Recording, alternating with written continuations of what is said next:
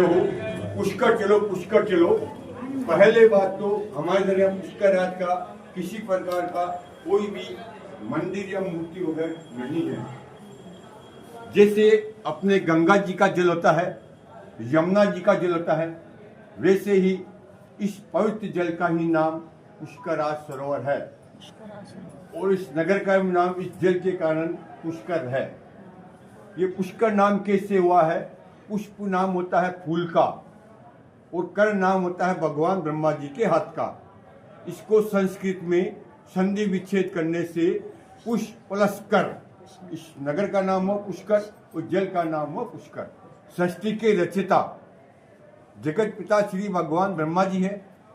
अपना मानव जाति का उत्पत्ति पुष्कर से हुआ है, मृत्यु लोक का उत्पत्ति पुष्कर से हुआ है। जब विष्णु भगवान क्षीर सागर में शयन कर रहे थे तो जगत पिता श्री भगवान ब्रह्मा जी ने उनके पास में जाके बोला कि हे देव, हे नारायण, इस मृत्यु लोक के अंदर समस्त 33 कोटि देवी देवता के स्थान बने हुए हैं। अगर मेरा कोई तीर्थ या मेरा कोई स्थान नहीं होगा तो मेरे को कौन पहचानेगा ब्रह्मा क्या चीज है। तो विष्णु भगवान की नाभि में से 3 कमल के पुष्प निकले, उसमें से जगत पिता श्री भगवान ब्रह्मा जी का उत्पत्ति हुआ। तो भगवान ब्रह्मा ने कहा कि जहाँ कहीं मृत्यु लोक के अंदर तपोभूमि होगी वहां पे जाके तीनों पुष्प गिरेंगे, तो वैसे मैं सृष्टि का रचयिता कहलाऊंगा। तो भगवान ब्रह्मा ने तीनों पुष्पों को आकाश गंगा में छोड़ा और तीनों पुष्प ब्रह्मांड के मृत्यु लोक के चक्कर लगाने के पश्चात वो जल के बीच में आके गिरे थे। यहाँ गिरने के पश्चात सप्त पताल छेद होकर जल निकला। जल निकलने के पश्चात भगवान ब्रह्मा जी ने यहाँ पर अकेले बैठकर कहीं हजारों साल तक बैठकर यहाँ पर तपस्या की थी। तपस्या करने के पश्चात ऐसा है कि कोई भी काम करते हैं तो शुभ मुहूर्त देख के करते हैं, हवन यज्ञ पाठ पूजा करते हैं, अंततः वो काम सफल नहीं होता है। तो भगवान ब्रह्मा जी ने यहाँ पे हवन का मुहूर्त निकला। कार्तिक देव उठनी एकादशी से लेके पूर्णिमा तक ये 5 रोज का मुहूर्त निकला और इसी उपलक्ष्य में पुष्कर राज का कार्तिक मेला बढ़ता है, जिसके अंदर लाखों लोग आते हैं। वो जल का स्नान दान करते हैं, जल का ही बेच के फूल प्रसाद चढ़ाते हैं। तो हवन यज्ञ के लिए धर्मपत्नी का होना जरूरी होता है। तो भगवान ब्रह्मा जी के 2 पत्नियां थी।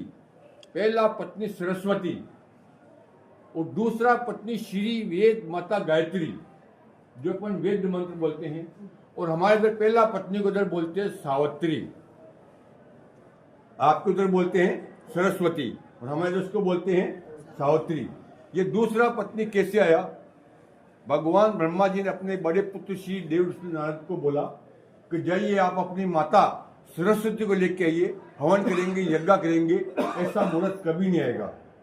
तो देव श्री नारद के मन में विचार आया कि मैंने आज तक समस्त 33 कोटि देवी देवताओं के बीच में झगड़ा कराया है, अगर आज माता पिता के बीच में झगड़ा नहीं कराऊंगा तो मेरे को ये देव श्री नारायण की उपाधि कैसे मिलेगी।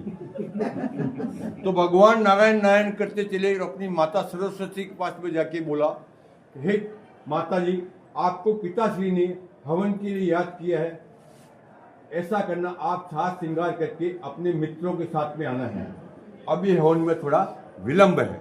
ऐसा झूठ बोल के पिताजी के पास में श्री देव से जाके बोले कि हे पिताश्री, माता श्री तो विलंब से आएगी, देरी से आएगी। ऐसा कहते जगत पिता श्री भगवान ब्रह्मा जी को क्रोध आ गया। क्रोध आना अनिवार्य था क्योंकि मुहूर्त निकला जा रहा था।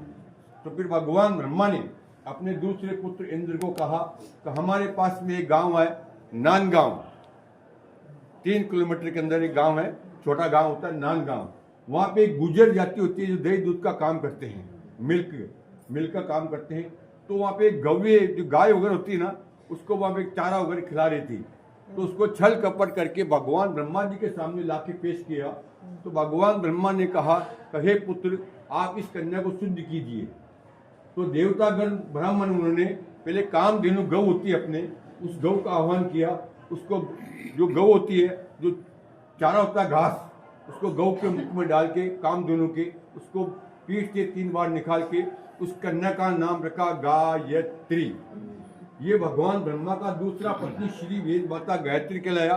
फिर भगवान ब्रह्मा जी ने इसको यहाँ पे हवन में बिठाया बिठाने के पश्चात जो ही मंत्रों की आवाजें 3 लोग के अंदर गूंजने लगी, वो आज माता सरस्वती कान में गई। सरस्वती ने यहाँ पर आके देखा तो भगवान ब्रह्मा जी के पास में दूसरी पत्नी विराजमान थी। तो सरस्वती नाराज होकर अपना पहला प्रतीक श्राप दिया जगत पिता श्री भगवान ब्रह्मा जी को, हे सृष्टि की पालनहार, जो भी नियम बनाए आपने बनाए हैं, लेकिन आपके पास में एक धर्मपत्नी होते हुए आपने दूसरे के साथ में लगन किया है, इसलिए आपको मैं श्राप देती हूँ कि जब आपका संसार भर के अंदर, मृत्यु लोक के अंदर आपका एक ही तीर्थ रहेगा और आपकी पूजन जल की ही पूजा होगी, इसलिए जल ही पूजनीय है। पुष्कर तीर्थ में यात्री लोग यहाँ 3 काम से आता है। पहला काम आता है अपना परिवार का सुख शांति का अंदर बैठ के पति पत्नी 21 रुपये का 21 रुपीज़ का फूल प्रसाद का थाली आता है, जिसमें रोली मोली कुमकुम फूल प्रसाद लगता है, वो जल के बेच के नाम गोत्र से बेच के चढ़ाया जाता है। दूसरा काम, जिसके घर में कोई गुजर जाता है, हड्डी अस्थि ला के इधर विसर्जन करते हैं। तीसरा और सबसे बड़ा काम, सप्त कुल मोक्षदायक है, यानी कि यहाँ पर 7 कुल के यहाँ पर पिंड प्रदान व तर्पण किए जाते हैं। राजा रामचंद्र जी ने अपने पिता दशरथ जी के पिंड प्रदान जब पितृ गया में किए थे तो भगवान विष्णु का आकाश में हुआ कि हे पुत्र राम, आपके पिता दशरथ जी के ऊपर ब्रह्म हत्या का पाप लगा हुआ है, क्योंकि श्रवण कुमार को उन्हें धोखे से मारा था। तो आप ब्रह्म स्वरूप में जाइए, वहां पे आपके जो भी सप्त कुल के पूर्वज है वो जल में विराजमान रहेंगे। वो सोचेगा मेरा बेटा नाती पुष्कर तीर्थ में आएगा, मेरे को जल तर्पण करेगा, उनको आत्मा को मोक्ष मिलेगा और आपको अक्षय फल का प्राप्ति होगा। अगर आपके पितृ कुश है तो आपके भगवान कुश है, अगर पितृ कुश नहीं है तो भगवान भी कुश नहीं है, इसलिए पितरों को जल देना सबसे बड़ा महत्व होता है। इस जल के चारों तरफ राजस्थान के जितने भी रजोड़ा लोग हैं, राजस्थान के राजा महाराजा, उनके बनाए 52 घाट है। नगर में छोटे मोटे 1000 मंदिर है।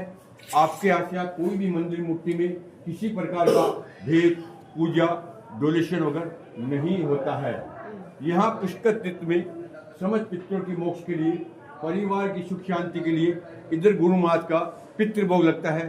कोई ठाकुर जी के पितरों के निमित्त चावल का दान देता है, कोई मिल्क और चावल का दान देता है, खीर पूड़ी का, जिसको हमारे राजस्थान में बोलते हैं खीर पूड़ी का, कोई ठाकुर जी का लड्डू का दान देता है, कोई नगर के समस्त ब्राह्मणों को निमंत्रण देके उनके पेट धो के उनको भोजन कराया जाता है।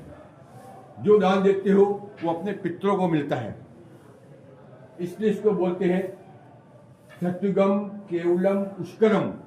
पृथ्वी में जितने भी तीर्थ हैं, चाहे गंगा है, चाहे यमुना है, चाहे चारों धाम है, ये सब कलयुग के हैं। पुष्कर जो तीर्थ है ये सत्यु का तीर्थ है। राजा अमीर गरीब राष्ट्रीय प्रधान चाहता है वो जल का ही बेच के फूल प्रसाद चढ़ाता है। जो दान पुण्य करते हैं वो सीधा अपने जो पितृ लोग होते हैं, दादा परदादा, माता पिता, दादा दादी, नाना नानी, 7 कुल को वो मिलता है। इसलिए हमारे राजस्थान में ऐसा बोलते हैं कि गंगा जाए गोमती जाए, चारों धाम करके आए, एक धाम पुष्कर न आए, नर मुक्ति न पाए। आप चारों धाम यात्रा जाके आओ, अगर आप पुष्कर तीर्थ नहीं आओगे तो ये आपकी यात्रा अधूरी रहेगी, क्योंकि पुष्कर आज समस्त तीर्थों का गुरु है, गंगा सब तीर्थों की माता है और प्रयागराज सब तीर्थों का राजा है। गुरु बिना ज्ञान नहीं और भाग बिना लक्ष्मी नहीं। बोले श्री ब्रह्म पुष्कर राज महाराज की जय।